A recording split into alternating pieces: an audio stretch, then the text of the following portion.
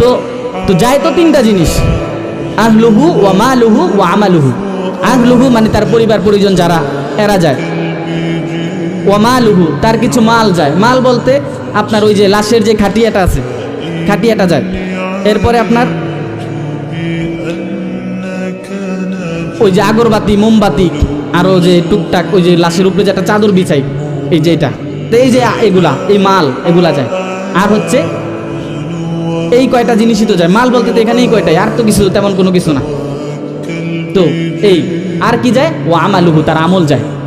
তো ফায়ারজিউ ইসনান দুইটা জিনিস ফিরে আসে। কি কি ফিরে আসে?